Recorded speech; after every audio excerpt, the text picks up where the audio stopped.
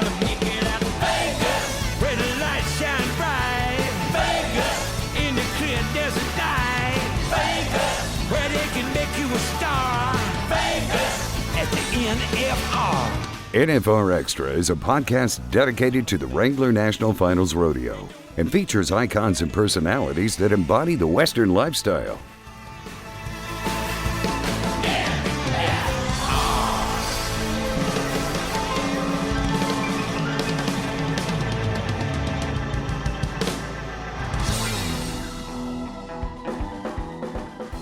A lot of my father and me, I guess you would say, work ethic is his was, he was up at 5:30 every morning and going to town and didn't stop until the sun went down. So He was just a hardworking individual. No, but I think the work ethic is where I got it from my father for sure. I guess our biggest thing that we instilled into him is integrity. You keep your integrity, don't lose your integrity. It's the only thing you can give up that people can't take from you. But once you give it up, it's hard to get back. And right. I think that's probably the biggest thing I try to tell my kids. The one thing I've learned, you got to make it. You got to make decisions. You got to make hard decisions. You got to move forward. Some of them aren't the right decisions, but you hope in the end you can continue to get to the final outcome being one that is the best outcome for all. This is pro rodeo announcer Andy Seiler, and you are listening to NFR Extra.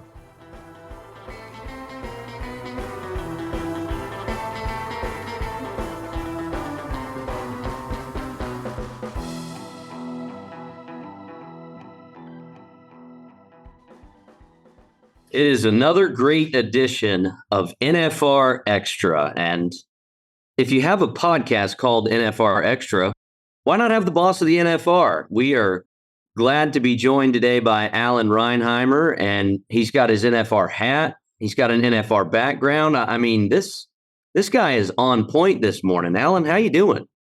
I'm doing great. It's good to see everybody. I'm glad to be part of the NFR podcast. Before we got this started, Alan, you were telling us a little bit about an event that you're at. And for those that don't know your story, tell us a little bit about how you got involved in the equestrian world. Well, I grew up in a small town in Indiana, Noblesville, Indiana, and my father and mother were in show jumping. And my father was also a farrier, and we had a lot of cattle as well.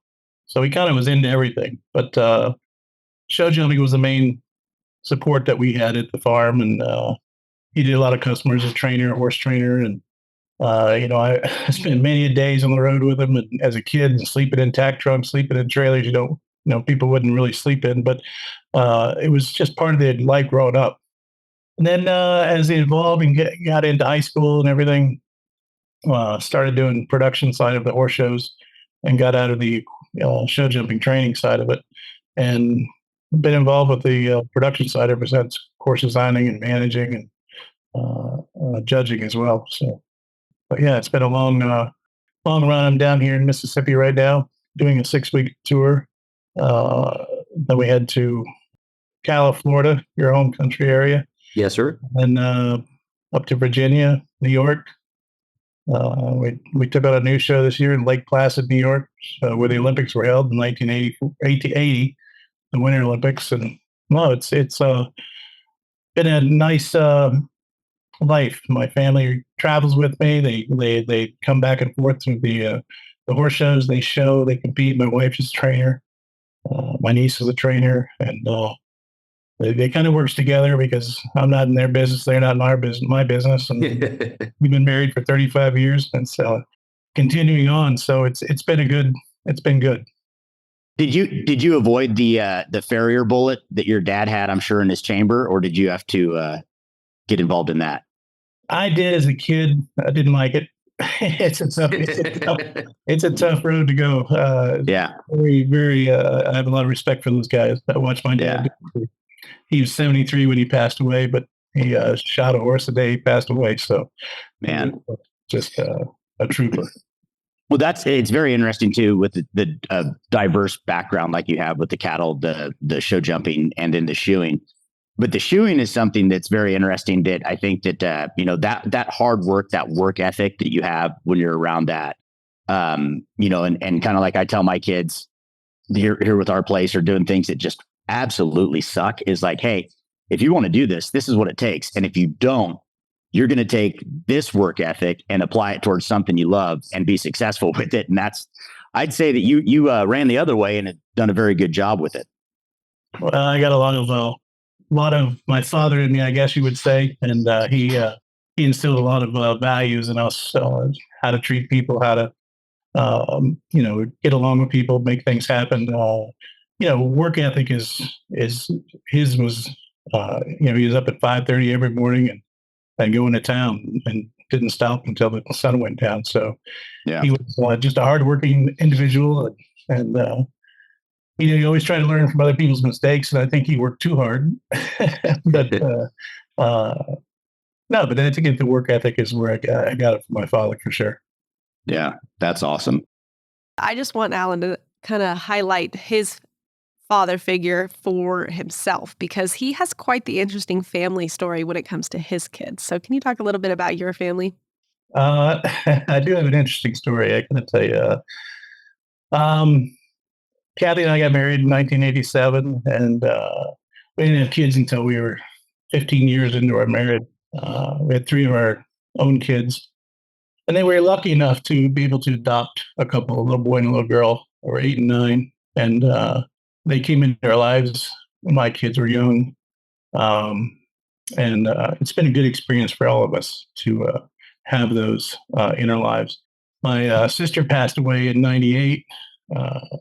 She had 3 little kids, which my wife took in as well, and helped raise them with their father.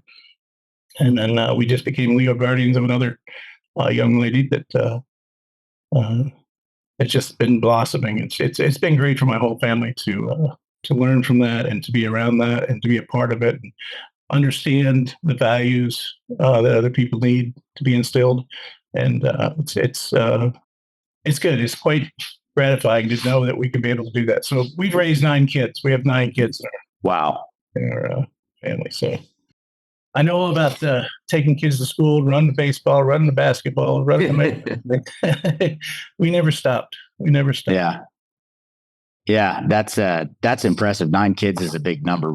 I've got 3 and Andy's got 2, and between just those, we're still not to the number that you were for raising those kids. But what is as growing a family, what would you say is the most important thing that you could pass down to your children? Like on the day-to-day, what's something that you and your wife really thought was something that was important to instill? I guess our biggest thing that we instill into them is integrity. Keep your integrity. Don't lose your integrity. It's the only thing you can give up that people can't take from you. But once you give it up, it's hard to get back. And right. I think that's probably the biggest thing I try to tell my kids, that treat everybody fairly, treat everybody the same. You never know who you're talking to. You never know what your needs are later in life. So I think just instilling that part of it, to treat everybody the same. Everybody's on these grounds for a purpose. Everybody's here for a reason. Whether you agree with it or not, it's not your decision to make. It's you just give them respect until they lose your respect. Right. So. Man, that's a good one too. That's like integrity. You can't really put a value on it, but it's something that's absolutely priceless. And if you don't have it, you see how much it's really worth. Absolutely. Alan, I feel like your background really makes you a lot more diversified in the horse world. I mean, we find ourselves in rodeo very insulated. Can you kind of touch on the equestrian side and truly how international it is? Because, we obviously have Brazilians and people from Mexico and Canada that rodeo as well. But some of these events, you're literally seeing horses from all over the globe and a totally different level of wealth in the equestrian world. Yeah, we've been involved. In the major events, the World Cup Finals in Las Vegas in 2000, which is where I got my start with Las Vegas events. But I've been involved with the FEI. I never was a judge or a horse designer from the FEI. I never pursued that avenue, but I've managed plenty of FEI events where we have several individuals from all over the world. Dubai, from Australia to New Zealand. they just come from everywhere. And the World Cup finals was in Vegas was quite successful in 2000, 2003, 5, 6, or 5, 7, 9, and 15. And I was a part of those all. And it was nice to be at that level and see that level. But there is a tremendous amount of crossover when you think about it.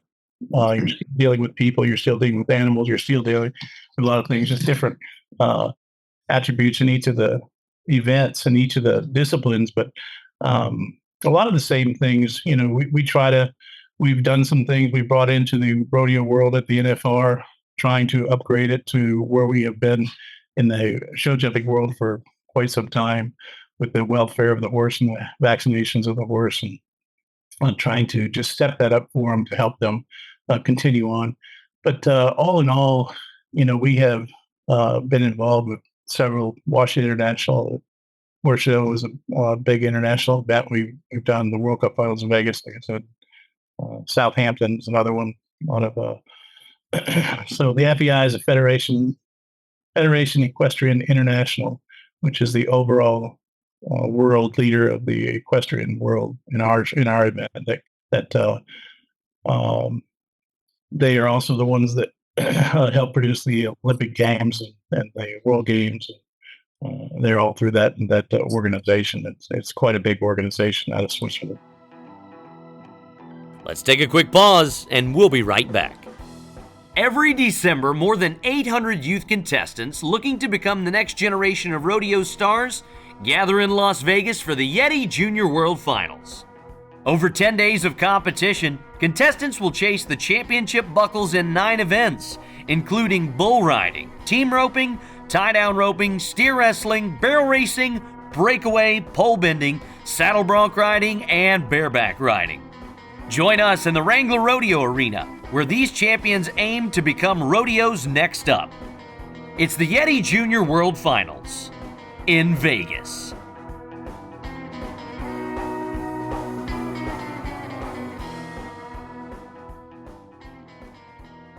So how did rodeo get involved in your life? Where at what point did that enter? Well, in 2000, I volunteered to do the World Cup finals in Las Vegas. That's where I met Sean Davis. Okay. I was a volunteer and got put into a lot of situations when Sean started finding out what I could do and where I was, and with Robert Ridlett and everybody, and just kind of evolved from there and got to get. Then one day we were doing an opening for the World Cup finals, and Sean needed some help to run a couple bulls, so I jumped in and helped him swing gates and help get ready for that opening. And he said, if you can do that, you can do something at the rodeo. And I said, well, don't give me an offer that you can't take out or give to me. And he called it back a couple of months later and offered me a job at the NFR. And that's kind of what started. What was that job? I was on Danzy's crew.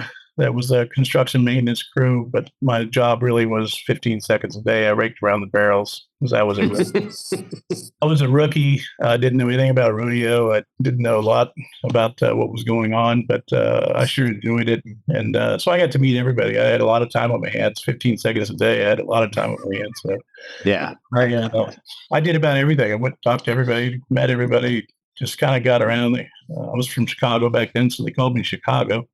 And but I just got to start to get to know everything, and then as things progressed from there, Sean kept putting me in different positions, and just elevating my jobs and doing different things. And I've done quite a few elements for the NFR over the years, and it's been good. That's where it all started. I was a barrel raker for 15 seconds a day. First day I went in the arena, I got ran over by a flag girl that wasn't paying attention. But I learned quick. They're dangerous. Yeah. So yeah, looking back 24 years later, he probably handed you the most highly criticized job that would be available in rodeo, is to rake barrels. Like, oh, that sounds easy enough. But yeah, go ahead and upset one or 15 of them. That's a tough group, and they're passionate about it for sure, and they care about their animals. So I don't blame them. I think it's we've tried to make changes for them as well. Right. So out of all the jobs that you worked through there, I mean, truly working from the ground up, did you see stuff? I mean, other than the flag girl that hit you, did you see things that were like, man, this is something I really want to be a part of, and where your mind kind of started to roll of like, this is something that I want to do, and I feel that I could bring assets that are not currently being utilized here at this rodeo?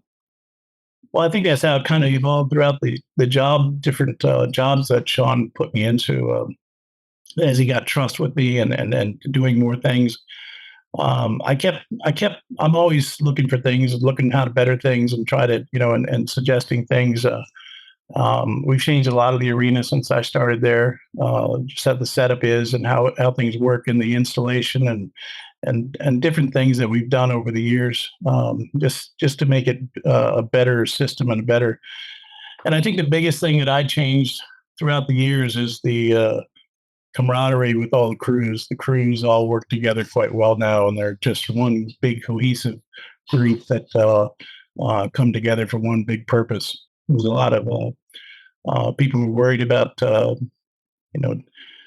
their jobs and worried about not somebody else making sure they blame where it went. Instead, I took a lot of the blame and took a lot of the stuff, and we just kind of went and changed the whole atmosphere of it to make sure he is there for the same reason.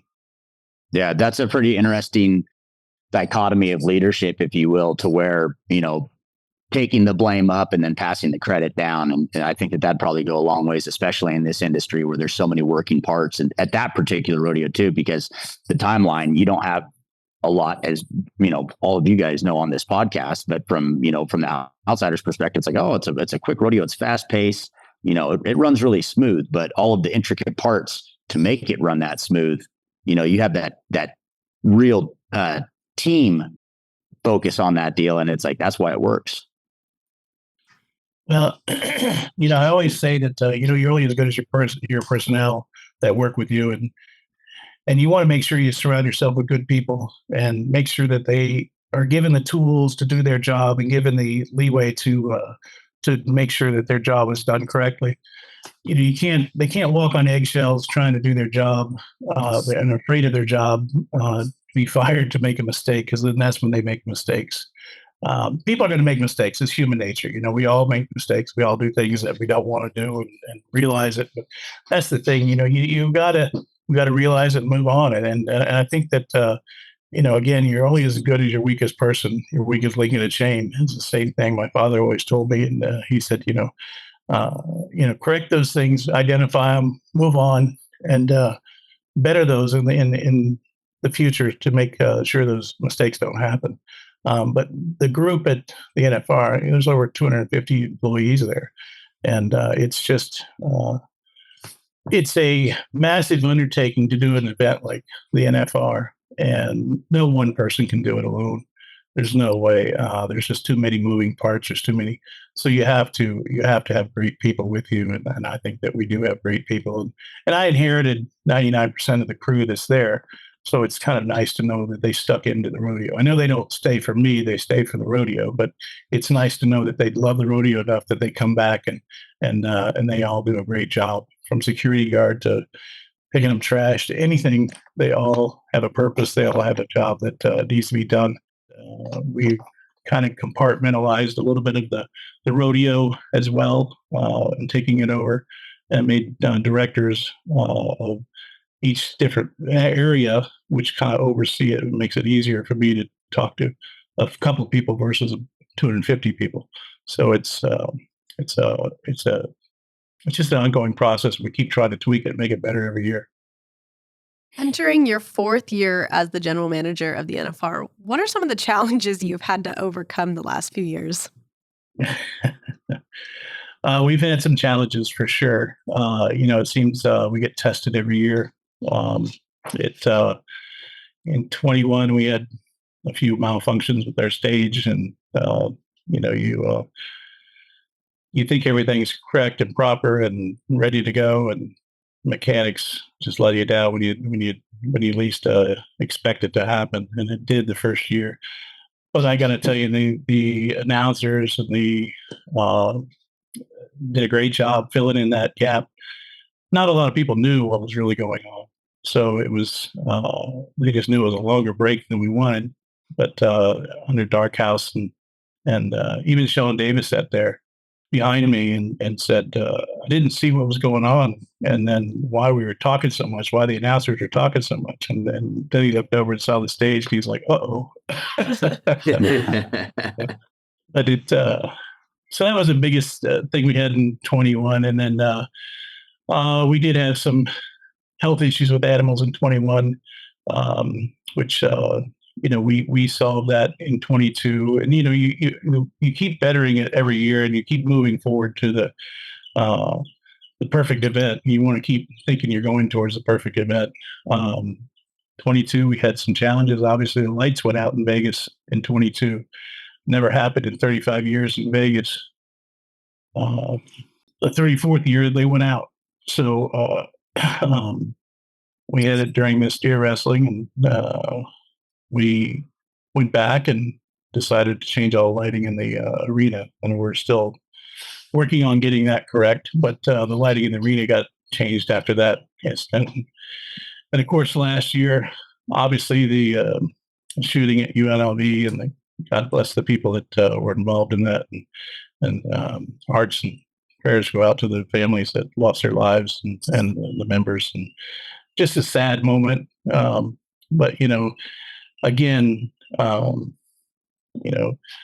always believe that, things are going to happen in life, and how you handle them and how you move forward is what defines you as a group and as a person. And I tell my kids that all the time. Things are going to happen, but you just have to move on and not dwell on it, learn from it, and move on. But again, that happening that first day and having the decision to cancel the first round, I believe, is still the correct move that we made. Was the correct move, and then having that come back on Wednesday afterwards and inviting all these first responders, the UNLV staff and the students to come enjoy that event was the right thing to do. And I think everybody got behind that. And it was just a tragic event that happened. You never expect it to happen. But everybody got together that day and that next morning, and we came up with a plan. And you're always concerned about second guessing yourself about plans and how you do them. But the one thing I've learned, you got to make it. You got to make decisions. You got to make hard decisions. You got to move forward. Some of them aren't the right decisions, but you hope in the end you can continue to get to the final outcome, being one that is the best outcome for all. And there's a lot of things that go into that. PRCA was great to work with. The LBE was great to work with in making those decisions. But there's a lot of changes that happened this year because of that. And it was just an unfortunate thing that happened. And God bless everybody that kept us safe and continue on to do their job and keeping us able to function. So, but it was all good. I think it all came out good at the end for everybody across the board. The one thing that was unique about that morning performance is there were a lot of people there, Alan, that may have never been to the NFR before or possibly never watched it from that vantage point. So, you hate to say out of a tragedy, there's a best case scenario, but I do think it assisted in tying the community together and giving people a vantage point or a way to watch that rodeo that they never would have had on their own. Yeah, I agree with that 100%. I think it was a good, again, we come out to Vegas for 10 days and more than that, really 30 days. We come in and disrupt the whole school's function there with the class, the students and the faculty and over the 10 days of the rodeo, we really disrupted. And it was nice to have them come in and enjoy it and see it. And maybe they'll become rodeo fans for life now. Who knows? I don't think people realized what went on in the arena for sure, like you said, Andy. And I think that it was a good opportunity for everybody to see that side of it. Well, Alan, thank you so much for your time and everything that you do for our sport.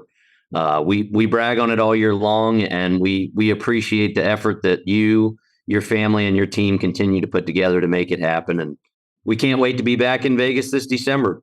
Right around the corner. It seems like it's far away, but it's not. It creeps up on you quick. Yeah, December's right around the corner. Well, thank you for your time, and travel safe this summer. All right. Thank you. Thank you, Alan. Bye-bye.